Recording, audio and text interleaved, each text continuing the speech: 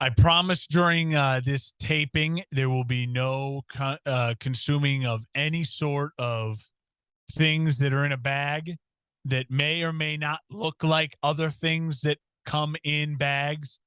But I will not. I will make no promises towards ridiculous takes and me trying to find a way to frustrate the fans in Houston about their pathetic Texans. I love the internet for many reasons, Dan. People freaking out about the it's Cleveland Browns weed versus sunflower seeds is one of those absolutely like how many people get your mom off Twitter. Okay. It's sunflower seeds. All right, people. Yeah. Well, the best part about it all is that while yes, it absolutely did look like a couple bags of weed were being passed around on the sidelines by players in uniform, there's a little something called Occam's razor that might come into play where it's like, what's more likely here? Is it that a group of NFL players are so bold fighting for their roster spots that they are going to bring Ziploc baggies of weed, not even vacuum sealed at that, to the party instead of maybe just sunflower seeds, which is the most commonly eaten thing in all of sports on the sideline? It's hilarious. It's just a perfect internet. I mean, it's perfect internet. It really is. Fodder. Ready-made for Twitter. Yeah, it also just goes to show you how desperate we are for real football. Like, I mean, even though I will always take Justin Fields throwing 3 touchdown passes in the first half against any team, even though Myles Garrett wasn't playing, and he made sure to note that after the in the post game press conference, we are desperate for real football at this point.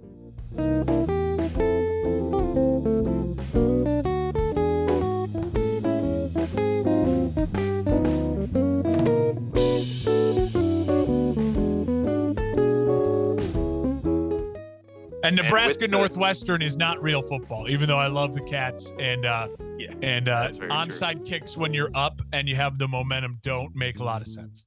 Not ideal. I will say when the news broke, if you can call it that, of the sideline weed sunflower seeds fiasco, I was very ready for the Josh Gordon has now been suspended for 3 years following the incident at the Browns game. They just throw that automatic suspension for Josh Gordon. No question. Well, we have, about as stacked of a show as we've had all year long. And as much was to be expected as we are 2 weeks away now from the regular season. Preseason is done. We have some quarterback news to get to, a couple little notes and things like that. But the big news of the day, the big reason for this show is that we are getting ready for our season predictions. So today is the NFC. We're going to break down how we see the NFL the NFC shaping up. And then next week, of course, will be the AFC rankings. So we'll get to that next week. So today's all NFC talk. Really looking forward to it. We went on a fun website where you get to, it's called the playoffpredictors.com. You basically get to pick every single game of the whole season, and they aggregate it all into records for you and stack the seeding as is. And so we have our seedings down. We have the divisional breakdown as well. So kind of looking through some of these teams' schedules, we'll be able to give a little bit of insight into kind of how we came to these results. So really looking forward to that. But first, some just general info that we need to get out there since it has been a couple weeks. By the way, congratulations. You are now Mr. Mark Hespin. Look at Good stuff. Look at that. Look at the bling. It's the ring of For those power. Of you listening, I have been doing so many Lord of the Rings like Gollum Ring of Power type things. I also you have a Sam there with you to hang on to the ring for you. It's true. I have my Samwise Gamgee, my co-host Sam, on my morning show. I will say that's the hardest thing is I grab my microphone all the time when I talk, and I grab it with my left hand. And if you can hear that slightly, I've had to adjust. It's so hard, listen, it's hard being the luckiest guy on the planet, being married to an incredible, beautiful woman. So is there adjustments I have to make? Yeah. You got to go with the flow. Fresh off the honeymoon. Is that correct? Yes. Back, ready to go, feeling good, feeling energized, and honestly ready for football. I caught like the second half of Nebraska Northwestern when we were at a bar and enjoying some libations, and seeing the helmet, seeing the colors, seeing football. Yeah, I'm so ready. I'm just so ready to plug and play. Let's go. And it's such a bummer that the college football slate isn't better this week. And it's okay. There's 1 or 2 games you got to watch, but it's so ready for next Thursday night. Gonna touch on a couple real quick things here before we get into it. Rory Mcilroy, he did it. You know, I'm really happy for the guy. A big fan of his. Yeah. It's just, you know, it was a rough year in terms of he was so good and couldn't once again get that major that he's been heavily seeking for so long. You know, what has it been? 2015 since the last time he won a major? I mean, it's been a very long time. But to see him come back again and win the tour championship, you know, kudos to him. He won the one that mattered. He won the one that brought 18 million with it. So yeah, well, and you know what? He had obviously a kind of a resurgent year, just getting his name back out there. He did, yeah. I mean, he was top 5 in however many tournaments this year. And the Open, I mean, he had all of us on the edge of our seat going into Sunday at the Open to try to make history. And Scotty Scheffler had a terrific Saturday, but Rory had a better Sunday. Phenomenal year for him too, obviously. Yeah. And you know what? The FedEx playoffs, it's still nothing that I feel like is must watch. And I don't understand it all completely, how it all makes sense. But it definitely feels like, looking back at this year, the fact that Rory and Scotty Scheffler, and it would have been Zalatoris, but I think he had to pull out because of an injury, and poor guy ended up losing the option to have. He could have, like, the worst he could have finished would have been like 5th or something like that. And, he lost millions because of it. So that seems oddly unfair. But those are the 3 guys who, when you look back at this season, seem like they had the biggest years. And certainly the PGA Tour needs those guys because they're kind of their bread and butter with Tiger right now, fighting against the Live Tour. Yes, absolutely. For sure. We also had a record breaking weekend, or maybe it was actually last week. Mickey Mantle card, a rookie card, very rare rookie card, sold for a record $12.6 million in an industry that has really seen a massive boom in the last decade. Sports memorabilia, I read somewhere, it has gone from a high millions to low billions, and now a $26 billion industry of sports memorabilia. But the highest price point for any one piece of sports memorabilia right there, $12.6 million. Guy bought it in the 90s for $50K. Yeah. Talk about a return on investment. A return, that is that worked out pretty well for that guy.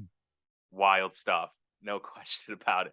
All right, Thomas Brady, the 45-year-old quarterback, if you don't know who that is, has been voted by his peers as the number 1 player in the NFL, top 100. I know that these, you take those with a grain of salt a lot of times. It happens to be a popularity contest.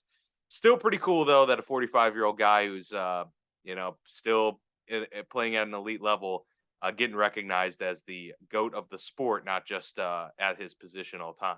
Yeah, I mean, I think this is on page 8 of his legacy as far as importance goes, but it is cool. So. You're absolutely right. And, Brady, I'm all for the love for Tom Brady. I have been the last couple years, just because as you get older and you mature as a sports fan as well, you do, as much as I hate how many times he's won and my team can't win anything, you do just appreciate the fact, or you have to have some appreciation for the fact that, certain eras and people, you get to live through eras of sports greatness. And the fact that we've gotten to watch the Tom Brady era from beginning to end is pretty remarkable, because there's going to be a lot of kids in 20, 30 years from now, when they look at the record books, they have to deal with who the heck was this Tom Brady, and all they get to do is see a man who only looks like he's 50 when he's actually in his 70s, hawking something on TV, and then like old YouTube highlights, and we'll be able to say like, no, we lived through that era of greatness. But again, my stance on the NFL Top 100. I think it is the least trustworthy ranking of anything. PFF, some of their rankings are odd, but I mean, at least they have some legitimate statistical things to back them up that they stick by as well. Yes. The players just go off a field. That's why Yeah. there is something to be I mean, said. you literally have players admitting, I won't vote for O linemen because I think they're lazy and fat. It's like, well, it's not how this should work. Yeah, 100%. And honestly, I mean, they are the experts at what they do, and yet the people who study what they do in a holistic way is sometimes more credible because look, these guys have a job. They focus on their performance, their upcoming opponent, while the rest of analysts are literally studying every single team all the time. Players, they're really kind of diving deep into everyone, whereas these guys got to dive deep into their craft because that's how they win games. The players' vote should only be able to vote for the players of their own position if they want to give some more legitimate credibility, and they can't vote for themselves. That's a fair point. Yeah. You know what I mean? You can't vote for yourself. I often wonder, how is a receiver talking about what, this D tackle? I know they watch film and study these guys for sure, but it does seem weird. Sometimes when they're talking about a play, I'm like, they told them to say this because there's no way that they know that play. Especially when it's not like a popular play that happened. It's just like, oh yeah, a routine tackle for a loss that happened or something. No sports journalist is going to end up on this list. So there's inherently less bias than anyone who has a chance to end up on this list. Whenever they vote, there's going to be inherent bias. So it's just one of those lists. It's again, lists in general are obviously subjective and crazy and meant to a lot of times to get clicks, but we digress. Good for Tom. Good for Tom. Good stuff there. All right. Before we get into the meat and potatoes, we'll wrap up the housekeeping with some quarterback talk. It has been made official. Baker Mayfield is getting the start in Carolina to begin the season. Not a shocker by any means, but your thoughts on that move? Well, I mean, Darnold's now going to miss a couple weeks, and Corral's out the whole season, so they should be calling for Mason Rudolph right now. I will trade you Mason Rudolph. PJ Walker, I like PJ Walker. Yeah, he's fine. He's fun, but you need three.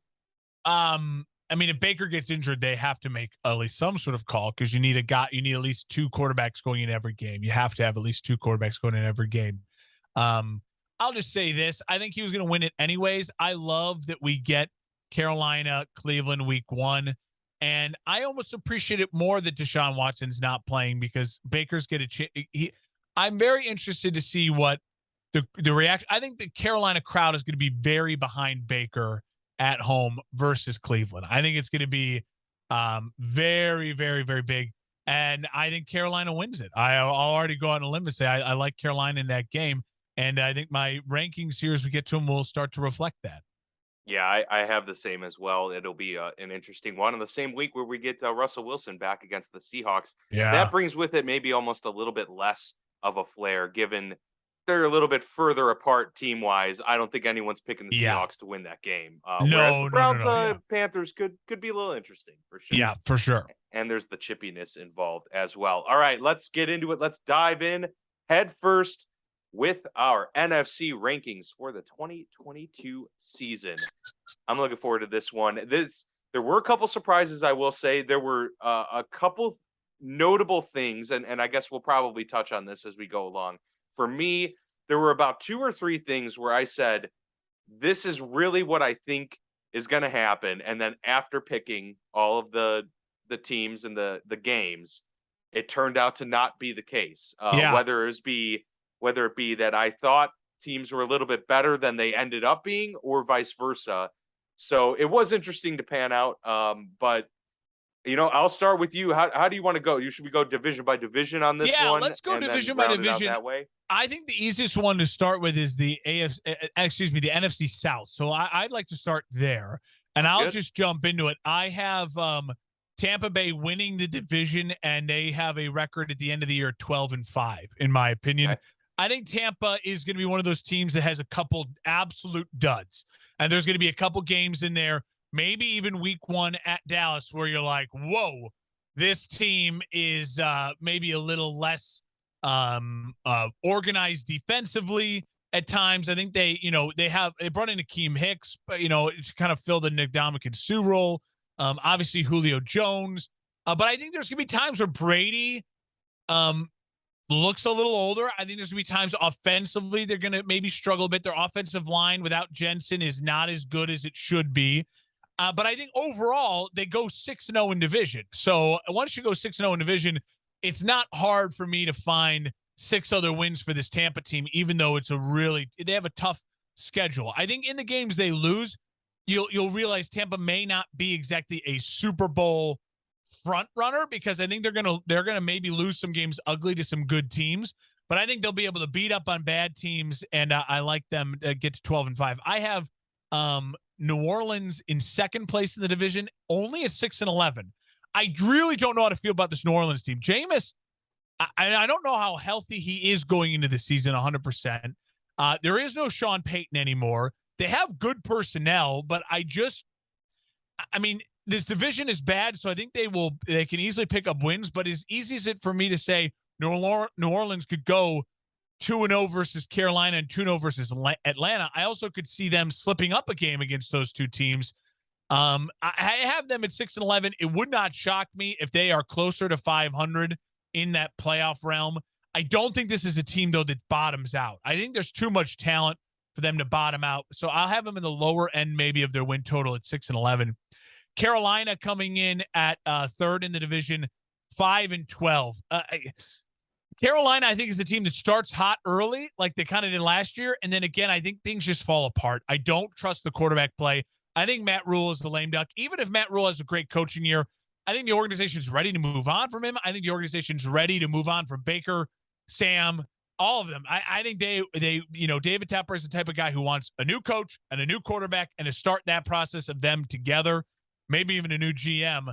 And so Carolina, I think, is going to have some turmoil. But again, there's a lot of bad teams in the NFC, so I don't see them bottoming out. I mean, they could easily get to 7 wins maybe on the high end, but I think 5 is where I feel good about them being. Atlanta, I have them coming in at 4th in division. Atlanta 3-14. This is a team that I think wants to lose games. I think they're confident in their coach. I think they're okay with their coach. I think this team could end up winning a couple more games. And I think early on they could actually steal a couple wins. Their schedule's fairly easy early. But in the end, their goal is to lose games. And I think, in a 18-game season, so, over the course of 18 games, 17 games played, Marcus Mariota and Desmond Ridder are going to lose you more games than they're going to win you. And so I think Atlanta ends up closer to the number 1 overall pick. And I'll put them at 3-14.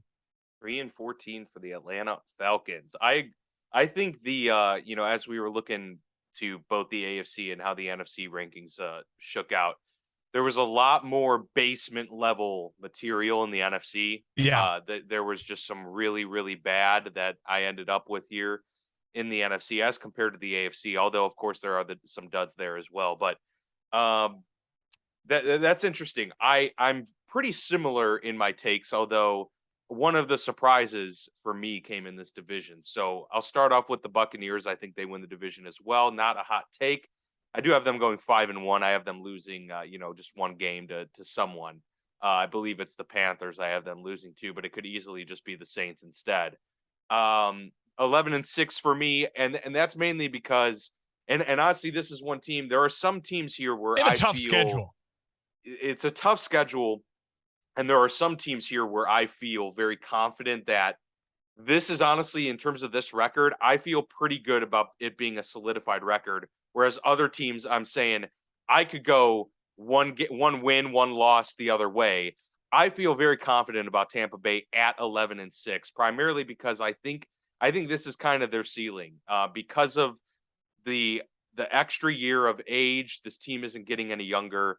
I don't see how they got much better as a team as a whole. They lost Gronk. They lose the security blanket there. They lose some offensive linemen, and it's interior offensive linemen. Really tough for Tom Brady when he's got that interior pressure staring him down. So for those reasons, I took them down a peg at the 11-6 mark there to win the division. I do have the Panthers in second, however, and at 7-10. I see them having a 2-win swing from where they've been the last couple of seasons. And honestly, I think most of it just comes down to it being Baker Mayfield and Christian McCaffrey's back. So if they can get half a season's worth out of Christian McCaffrey, I see this as being an easy 7-win ball club that you feel comfortable with seeing some marginal improvement, although it's clearly not enough to get them anywhere close to a playoff berth just yet. So it's going to be tough for Matt Rule and company for sure. But we get to the point here where Baker Mayfield So is you good had enough. 7-11 for Carolina. 7-10. Oh, sorry about to 10. get them a couple wins on his own, Baker Mayfield there. The Saints is what surprised me because honestly, I do think that they're a decent team. But what it ended up being for me at the end was a 5-12 season for them. And part of that is just because we really need to see it from Jameis. And I'm not sure without Sean Payton there, without that security blanket and the guru offensively, I think they're going to lean in hard to Alvin Kamara this season and really rely on him. Michael Thomas, Chris Olave being there with Jarvis Landry, certainly helpful for, an average quarterback and what they have with Jameis. But it's a division that is gettable fairly, but the rest of their schedule is just a little bit tough. I just didn't see it with the Saints to pull out enough wins here to get them past 5. But they're one of those that I could see having 1 or 2 game swing in their favor. Finally, it's the Falcons in the basement with 4 wins, a 4-13 season for them. Just not a very good team. And Marcus Mariota's fine. But I see him as, bottom 5 starting quarterbacks in the league going into the year. Kyle Pitts is great. They're going to have some great moments. They're going to be playing from behind a lot, so they're going to probably have some beefed up stats through the air. But the run game concerns me, and the defense just is nowhere near where it needs to be to get them remotely in the conversation of having a significant jump forward. So I have them there at 4-13 in the basement, but 3-3 in the division. So we're right there. I mean, all of our stuff is pretty much right on, and I think we see this division the same way. Tampa's the class. They're the only ones that can make a playoff run from this division. Anyone else who makes a playoff run from this division, in my opinion, would be shocking. If Carolina, New Orleans, or Atlanta was in the playoffs at the end of the year, I will certainly be happily sitting, and eating crow, and because I just don't see it. I just don't see it. But it's interesting. All right, you want? Tampa is the one team I'll say, like, if you're a fan of the Buccaneers, this is one of those, enjoy it while you can, because we're not going to do our playoff predictions here, but this is a team that's going to just be getting by all year long to me. I don't see them blowing the lid off of a lot of people. But I do see them competing, and they're a tough team. They're still a tough out, regardless. The hardest thing for Tampa always is the wide receiver health. I mean, if Mike Evans has a healthy year, and if Julio Jones stays healthy, I mean, if those guys both play in 15, 16 games, Tom Brady with those guys, and I mean, I think they could get they could score a lot of red zone points. If they can get to the red zone, they could score a lot of red zone points. That's fair.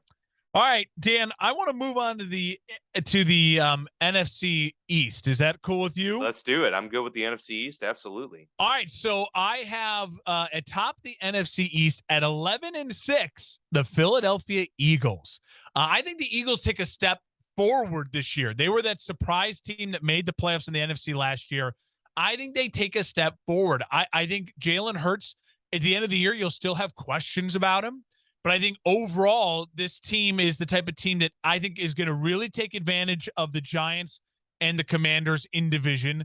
I think they could easily split with Dallas, and the rest of their schedule is surprisingly easy and manageable. If you look at, let me try to pull it up here, Philadelphia's schedule. As I was going through it, I just was so shocked. I mean, they have Detroit, they have Minnesota, they have Jacksonville on the schedule out of division. They have Houston on the schedule out of division. Chicago, New Orleans. I mean, those are all really winnable games when you start to look at it. And the tough ones, maybe at Indianapolis, but that's later in the season. You never know what could happen. You have a home against Tennessee later in the season. It's December in Philly. At Arizona, I think they're maybe just as good as Arizona, a little less talented, but could they steal a win in Arizona? Quite possibly. So I felt Philly is a team that had a really positive schedule. And I feel like they're just on the up and up. Good draft. I love bringing in A.J. Brown. Second year in that system. I think things are pointing in the right direction for Philly. And I think all that combined with the fact that their division just around them got worse or not that much better, I think really helps them. I'll take Dallas in second. We were talking about this before we start recording. I'm not a Dallas Cowboys fan. I hate the Dallas Cowboys. They just annoy the crap out of me. The fan base does. Just the fact that they're on First Take every single bleeping day.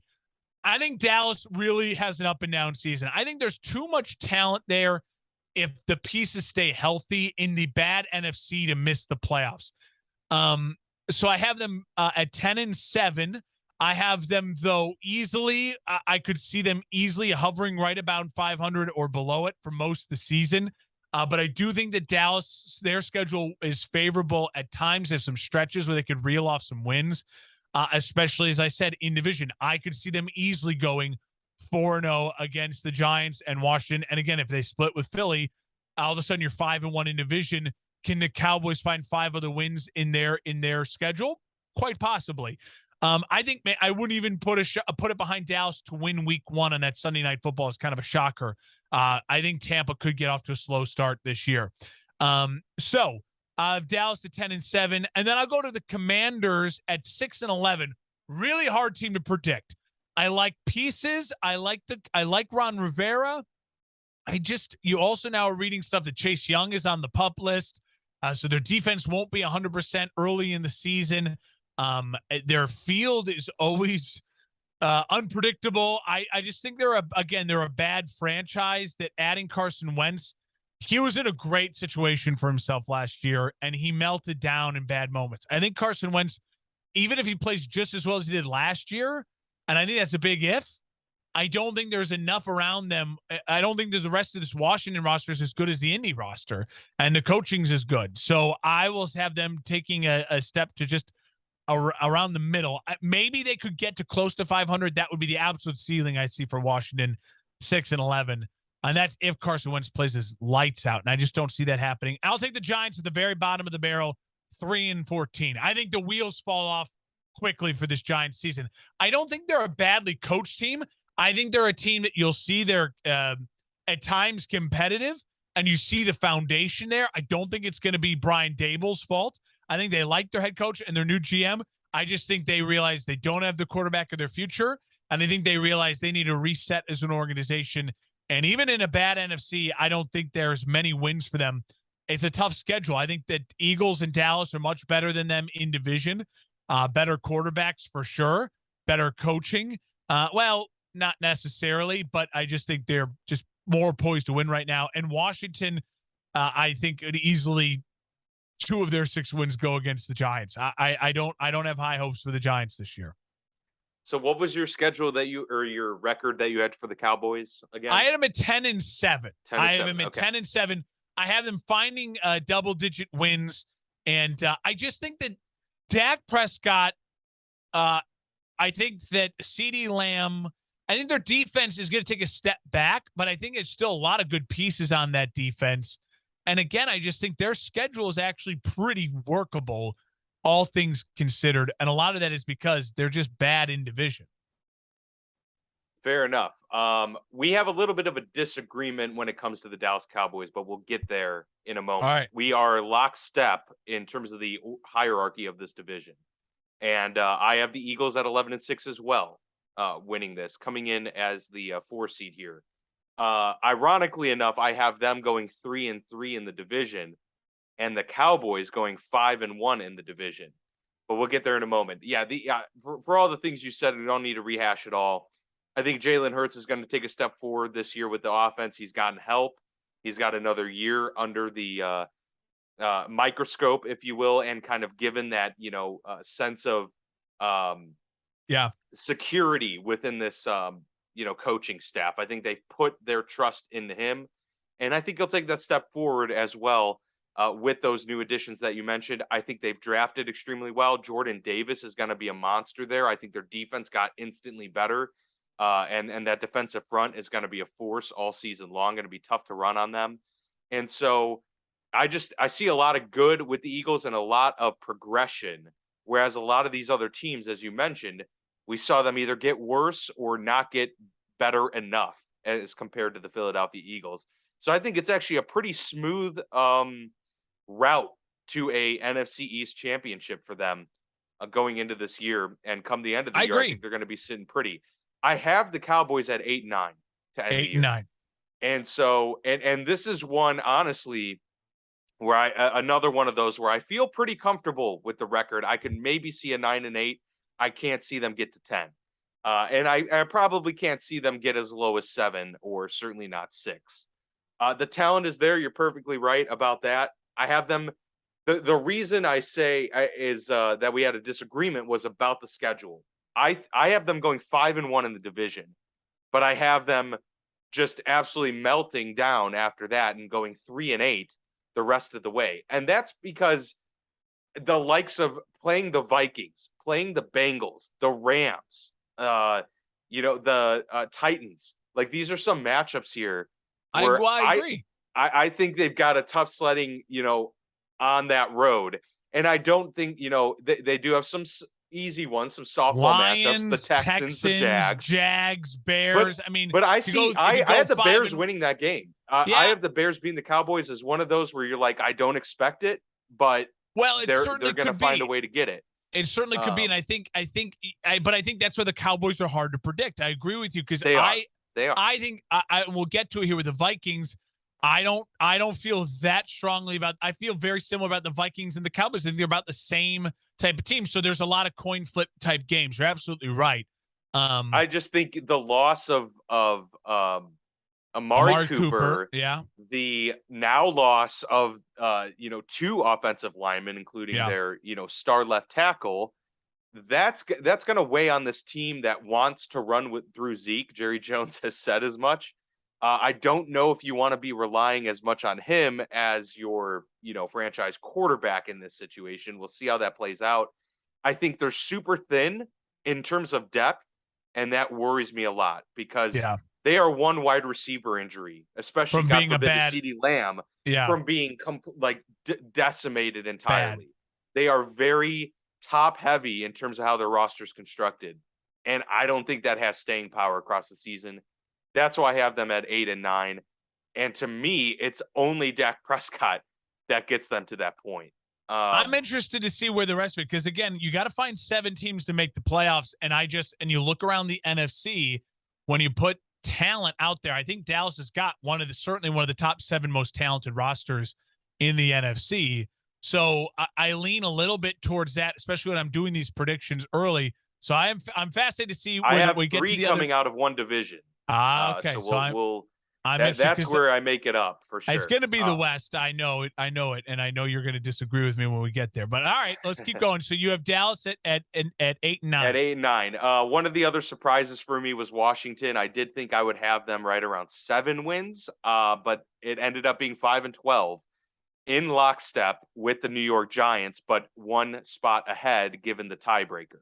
So Giants are 5-12 as well. So the Giants are 5-12 as well, and 4th place in the division as they lose the tiebreaker to Washington. I just, Carson Wentz is an upgrade. There's no question at quarterback for them. But every extra win he gives you, he probably gives you a loss somewhere where you should win, just because of a crazy play here and there that doesn't go your way. Obviously, we forgot to mention at the top of the show, crazy story about their rookie running back, Brian Robinson, getting shot twice in an apparent carjacking. He is in stable condition. They expect him to be released from the hospital. It's great news. But outside of Antonio Gibson and Terry McLaurin, there's not much that really excites you. We have an unproven rookie that's going to have to get a lot of time there, Jahan Dotson. I just don't know how I feel about Washington in general. Like I said, I thought I'd probably have them at 7 wins. Turns out I had them at 5, and I'm just sticking with it based on how this record played out and how these games played out. And 2-4 in the division for both. We're not too far. We're not too far off there. I think we're not too far off. I mean, you have we have the seeding down. Yeah, you have Dallas as you have Dallas as a borderline. Maybe they make it. Maybe they don't. Around 500.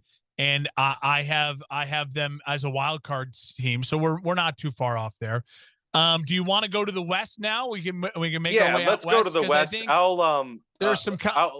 I'll share my hierarchy here in the West and let right. you react to it. Go for it. I'm curious to see what your thoughts are. And honestly, Seattle, by God bless them. They are gonna be trying hard. No, I have the Rams are repeating as division champs, and we'll talk about playoff predictions later on in the season as we get closer down that road. But I just think they didn't lose much. They gained Bobby Wagner. Yeah. They gained Allen Robinson. Yep. They start the year off with injury at running back. Never a good place to start, but Cam Akers is on very much on the back end. Yeah, they somehow got through it. So look, if Cam Akers is back healthy for the majority, if not the entire season, it's going to be just a really hard team to beat. But that being said, I think that they have a tougher road in terms of their schedule and their slate. So that's why I have them kind of like this division is just a slugfest, and they're going to beat the crap out of each other. I have the Rams at 11-6 here to win the division in a close race. 6. Okay. I have San Francisco coming in number 2 at 10-7. Trey Lance, I have a ton of questions about. This is a pure Kyle Shanahan. Yeah. I have faith in the guy that he's going to get it done. Look, they won 5 games a couple years ago when Jimmy G went down with the likes of CJ Beathard and Nick Mullins. I firmly believe that Kyle Shanahan knew and had a couple years now to figure out what he wants to do with Trey Lance. I don't think they're going to be that bad. And look, I mean, they just paid Debo a bunch of money. It seems that they've got the running back room somewhat intact. And Trent Williams, the best left tackle in the game. And their defense is really solid. Nick Bosa, if he stays healthy, is going to, be a push for defensive player of the year.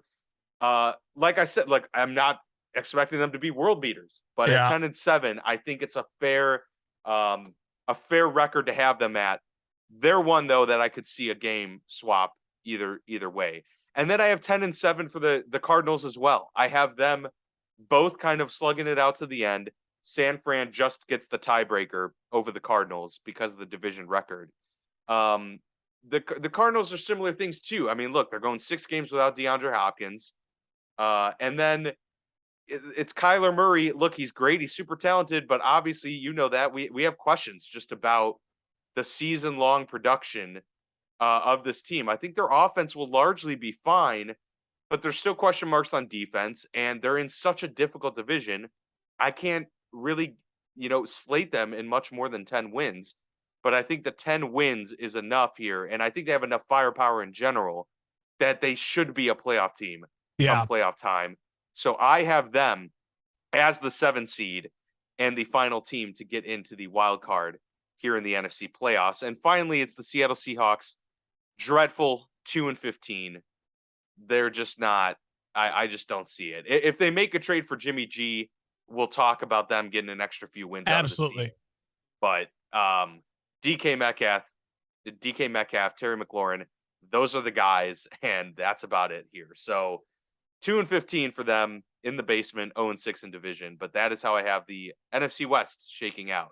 Do you mean Doug Baldwin, not Terry McLaurin? Did I say Terry McLaurin? You said Terry McLaurin. Oh, I meant Tyler Lockett. Tyler Lockett. That's what I meant. And that's what I meant. Doug Baldwin, Tyler Lockett. Tyler Lockett. Yeah. Hey, we're experts, DK Metcalf folks. And Tyler Lockett. We are experts here. That's right. We're going deep tracks only. I have a lot to react to that.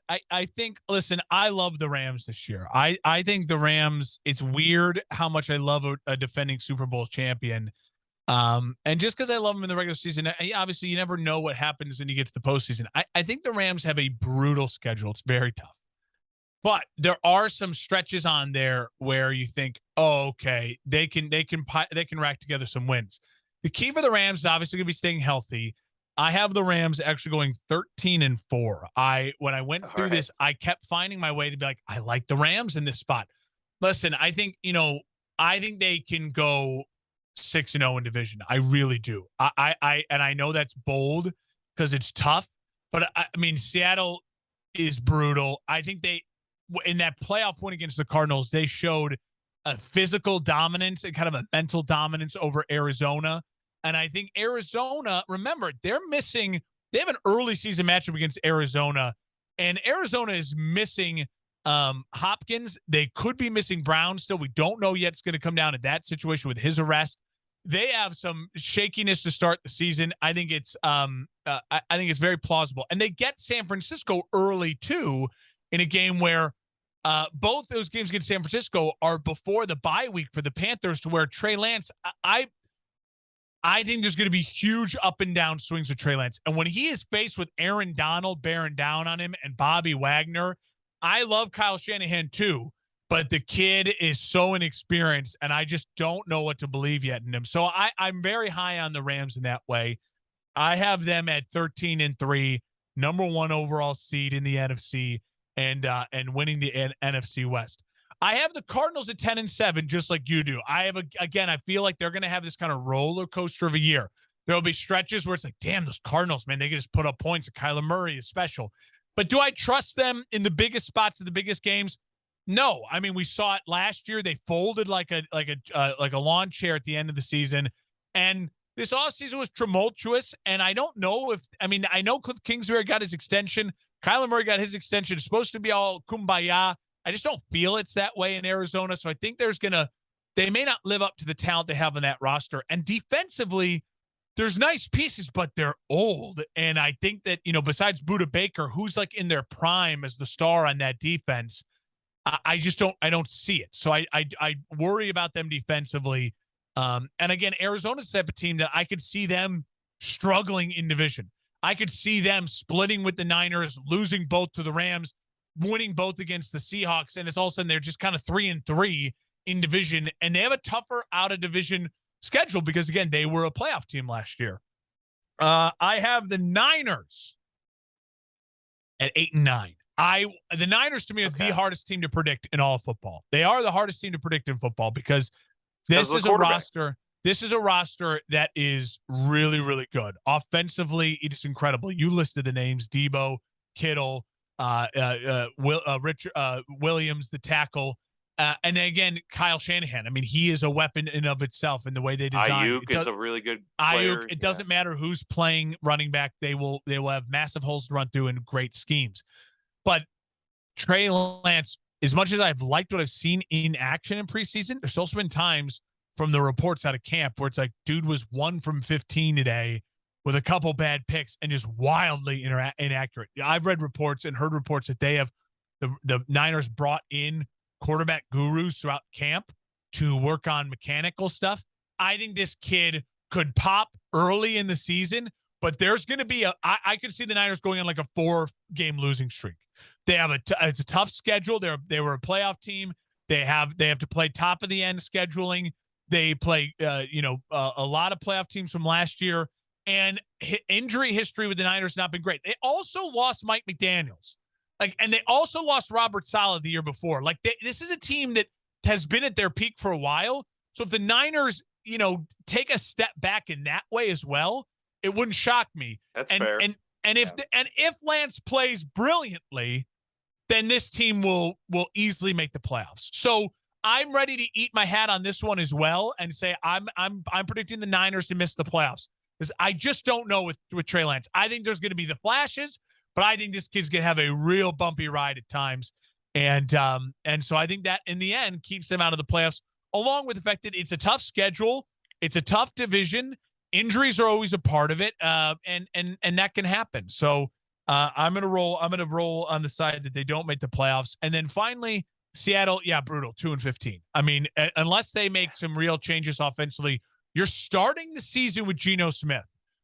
That is absolutely the worst quarterback starter in the NFL to start the season. And I don't think it's frankly close. Mitchell Trubisky, Marcus Mariota, I think we'd all take Jameis Winston all in a much better spot than Geno Smith for an organization that clearly has a defensive coach, has a mindset right now that they're in a rebuilding year. I don't think there's much to argue there. 2-15. So we're on different sides of the coin. You have a little more faith that it's going to go well with Trey Lance. I have a little more faith that it's going to be rocky. And so that's why the Niners were on different sides of the playoff aisle with the Niners. I will admit that there's a lot of variables there with San Francisco. They're Huge. extremely tough to predict. I'm staking some confidence there in the head coach for sure. And that's valid. The thing about the Rams, I will say before we move on here, is the only reason I consider their 11-6 to be extremely impressive. Yeah, I get that. Because here's the deal. They play the whole AFC West. It's tough. The hardest division in football. Then in the two other games, the Buccaneers, the Bills to start the season. Like those are 6 games right there that are extremely difficult. Yeah. And it's just could they go 4-2 in that? I see them probably going 3-3 over that stretch. And then just, the variables of an NFL season can get to them. That's where I got 3 losses coming out the rest of the way. I think they could. I mean, they're the Super Bowl champs for a reason. They're dominant. They brought everyone back. I would not be shocked if they did blow the lid off a lot of people and repeat. I think they have some breaks in the toughness of that schedule. I hate them being at the Packers on Monday Night Football. Yeah, that's another one. Yeah, that's an Aaron Rodgers victory. But they get the Chargers away, so it's a home game. Right. And it will be a home game in that stadium, and more Rams fans than Chargers fans. They have the Broncos at home. I think that helps them. They don't have to go 2 Mile High and play in the altitude. I'm not as worried about them versus the Bucs. I just think they're a better team than the Bucs, and it's not a primetime game. It's one of those 3:25 mid-afternoon games in middle of November. It's not going to be 90 degrees in Tampa that game. But it's not a gimme either. That's it's not a gimme, point, but I'm saying there's some scheduling. And the game against the Bills, everyone's so high in the Bills. I love the Rams week 1 against the Bills. I really do. I've got the Bills winning that one. I know everyone does. Everyone does. And so it's just one of those, I feel like they caught some breaks against their biggest, toughest game. So again, that's where my mind went with them. And again, I think adding Allen Robinson is not being talked about enough. Very true. Allen Robinson is a absolute stud, and he gets Matt Stafford with Cooper Kupp on the other side. And so I just think this Rams offense is going to just eat up chunks. It's going to be nothing but easy first downs for them. Their offensive line is solid. I know the run game's not brilliant with the injuries, but Sean McVay, I think they will be a little bit of a hangover at times. The Chiefs, they could easily get blown out at Kansas City. They could maybe slip up and lose one of those games in division and in a blowout fashion. But I think this is a team that overall just ridiculously talented. And you add guys like a Wagner and an Allen Robinson who are going to bring veteran motivated, like I wasn't here last year. I came here to win. I think they've built something in a culture in that way that I trust. So let's move on. NFC North. NFC North. I will. I'll take the lead, or you want to go first here? I'll go first. Go for it. Yeah, go for it. And lay this out for you. So I have the Packers winning the division. Yeah, at 12-5. Okay. Going 5-1 in the division. And look, it's just I think a lot of people are forgetting that. I think they're giving too much credit for Devontae Adams than the rest of this team. Okay. All right. I think Devontae Adams is great. Like, he's probably currently the best wide receiver in the game. You can't replace that. There's no question. They still have one of the greatest quarterbacks of all time. I am higher on Alan Lazard, for instance, than I think a lot of other people. I don't consider him a complete trash number 1 wide receiver. I think he's going to be just fine and produce. This run game, I think, is going to be wildly efficient all year long. I think they're going to probably lean a little bit heavier into that, but it's A.J. Dillon with another year. I think his participation ramps up. I think he and Aaron Jones run the show there, and Aaron Rodgers is able to feast once defenses have to, cater to a guy out of the backfield and this massive thighed man in A.J. Dillon. Massive. I just think all around, and honestly, I think their defense is going to be so good. Like, I think their defense could be a top 3 defense come season's end. I think they have that potential, I think. So that's kind of where I have them sitting at 12-5 there. And then I have the Vikings at 12-5 as well. I'm high on the Vikings. I think the Vikings are going to be great.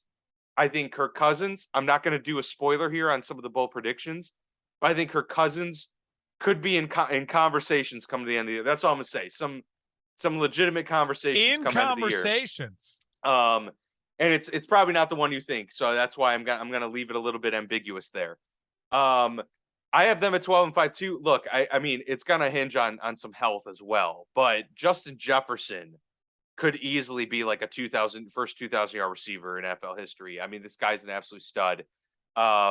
Irv Smith, I think, is going to be a breakout tight end for them this year. I think Kevin O'Connell's arrival is going to bring this offense to where it's been needing to go for probably the past 3 years. They've had the potential. They got Dalvin Cook. They've got superstar wide receiver Adam Thielen, one of the best number 2 wide receivers in the league. Great young tight end. Pretty solid offensive line. I think they have so many pieces here that are waiting. And let's not forget, look, Kirk Cousins is not a world beater in terms of like being a top 5 quarterback in the NFL. But the efficiency that I think Kevin O'Connell can lean into with Kirk Cousins, I think it's going to take this offense to where it needs to go. I do have some questions about the defense. I'm not going to lie, but I don't think they're going to be as bad as they were last year. So for that reason, I think it's going to be a tight race in the NFC North for them the whole season long. And Green Bay just edges them based on it's Green Bay, and they'll get the tiebreaker there somehow. But yeah, I have the Vikings coming in at 12-5 there. Bears go 8-9, barely missing out on the playoffs as an 8 seed for me. I'm higher than I think consensus on the Bears. I think what I've seen from Justin Fields this preseason is very encouraging. What I'm seeing from the O-line is anything but. And so I think that's going to be, Steelers are in the same boat. I've been way more encouraged by the quarterback play in Pittsburgh than I thought I would, and very underwhelmed by the offensive line play. Bears are similar both there, but I think they have a good enough defense to kind of keep them afloat. And 8-9, I think is, I don't know, you could speak better to it, but I think you would take that. Given absolutely. the state of this team right now. Yeah. And then the Lions, maybe they did surprise me a little bit here. I thought I could get them to 6 wins, maybe push for 7 because watching Hard Knocks, man, and not just that, obviously, but I'm way more in on Dan Campbell than I thought I would be when we first heard the kneecap thing. I got them at 5-12, so a couple win improvement for them, but still not enough to push the needle anywhere. And they got some pieces. I think they'll show signs of improvement. But again, they're the Detroit Lions. And, maybe they're a year or 2 away from us talking about, hey, maybe they should be a dark horse playoff candidate, but not this year. All right. So we have some disagreements here. I have Green Bay at 12-5. I have Green Bay at 12-5 winning the division. I think everything you just stated, Green Bay is I don't think it's necessarily overrating Davante Adams, but I do think Aaron Rodgers, we're going to see a slightly different Aaron Rodgers this year. Rodgers now knows, I think he is never going to not play football for the Green Bay Packers. I think he knows his career is tied to Green Bay. He signs that extension. He's the $50 million man. And I think Rodgers is content now realizing, well, you know what? I have to change some narratives. He listens to everything everyone says. And the narrative with Aaron has been, if you're not his friend, he doesn't throw you the ball. Look at that playoff game. He only targeted Davante Adams, and it was brutal, and they lost in embarrassing fashion. I think Aaron Rodgers will have a big season like he always does. He will probably sweep in division like he always does. And I think that they'll find wins elsewhere in their tough schedule. I have the Bears at 9-8, second place in this NFC North. You know what? I think the Bears' schedule is so much more workable than everyone else thinks it is. And when you break it down, I just keep looking at it, and I think now the offensive line is their biggest what if. And Roquan Smith and his willingness to be a part of the team this year is obviously going to be a hinge on that as well. I'll take a stab at it. I have a hard time not predicting my Bears to make the playoffs ever. And so, yes, maybe did I find a couple wins for them and be generous? I'm sprinkling the win fairy on them, of course. But I do really like what I've seen from Justin Fields. I think David Montgomery's poised to have a really nice year with the play action game. I think Cole Kmet's going to have a really big breakout year. And I think the overblown about the wide receiver core being bad is, I think, exactly that, overblown. I think Pringle, St. Brown, and Mooney are all going to have really nice years, especially Darnell Mooney. There's enough depth there and playmakers there with Cole Kmet having a big year in the play action, David Montgomery, for me to feel good about it. And defensively, I'm excited to see what Eberflus brings. I think there's going to be an energy on this defense. I think they're going to be flying around. I think they're going to be able to get after the quarterback. And I think Quinn has a lot to play for as well. Robert Quinn, don't forget, he's kind of in this mode where he's like, listen, if they're going to trade me, I want to end up in a good team and I want to improve my trade value. I think he's certainly playing for that as well. And so I like that. And listen, I just feel the opposite about the Vikings. I have no faith in Kevin O'Connell. How much of it is Sean McVay? How much of it is him? He's the offensive coordinator for the Rams. And it's the same thing, kind of like Mike, what's his name? I can't think of his last name now. With the Mike McDaniel? McDaniels, the Dolphins' new head coach. He's the offensive coordinator for for the Niners. Like, how much of it is the head coaches versus how much it is them? I don't know. I mean, it's the same thing with Nathaniel Hackett leaving Green Bay and leaving, so these guys are all now in this McVay-Shanahan tree. And I know McVay and Shanahan are great. And now I'm starting to feel like I know, that, and I can't, and now his name is escaping me too. The Packers head coach is LaFleur. Yeah. LaFleur has been really good, but LaFleur also has Aaron Rodgers. So there's a little bit of that difference. So I don't know. I think Kevin O'Connell, listen, something's got to give with Minnesota's defense. It's an offensive mind being brought to Minnesota for the first time in a long time. A long time. And they have a great offensive palette of players. But again, a lot of that but then you fall on Kirk Cousins. And I just don't know if I'm willing to put the money on it. And I get your arguments. I totally get it. And if the Vikings are a double-digit win team and make the playoffs, would it shock me? No. But I'm gonna just, if I'm gonna go to the roulette table, I'm gonna put my money on black, not on red, not on black. And I'm gonna say they have a worse year than a better year. And I think that the defense is gonna suffer from it. They were a bad defensive team with a defensive head coach. I don't see enough improvement defensively. And I like the Lions improving. So I have the Vikings at 7-10, but the Lions at 8-9. I found 8 wins for the Lions. The Vikings are in the basement. I found 8 wins for the Lions. I'm on the Dan Campbell train.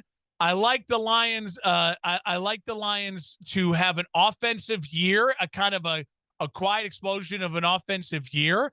And I think that they're going to be really feisty. And I think things could break the way for the Lions. Again, I'm willing to be wrong on this, but just how I felt as I went through it. It's just how things worked out for me, and I'm just going to stick by it. As opposed to auto-correcting, I'm going to let it ride and say, screw it. The Lions have more wins than the Vikings. Yeah, look, I didn't like having the Lions at 5-12, especially because the other 5-12 teams, the Saints, the Falcons, Washington, New York, I think they're better than all those teams, maybe outside of Washington. So yeah.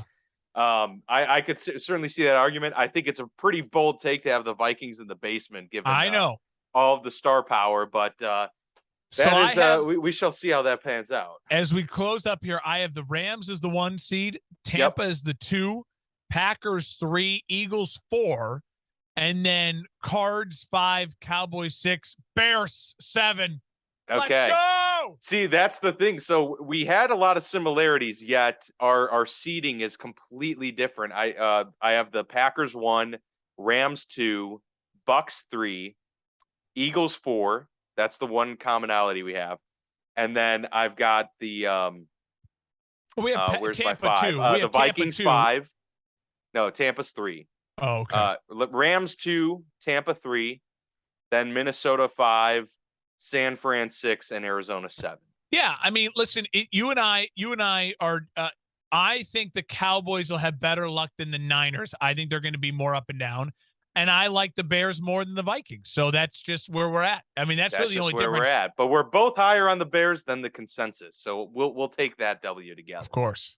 Yeah, good stuff. This was fun. I can't wait for the AFC next week. The AFC is wild. So Much harder. Buckle up for that one. But yeah, that's been it for this one. NFC predictions, of course. You can always interact with us on social media. Let us know if you agree what your predictions are as well. So hit us up there at FB Lounge Pod. I'm Dan. He's Mark at Dan Vasco at Mark Hespin.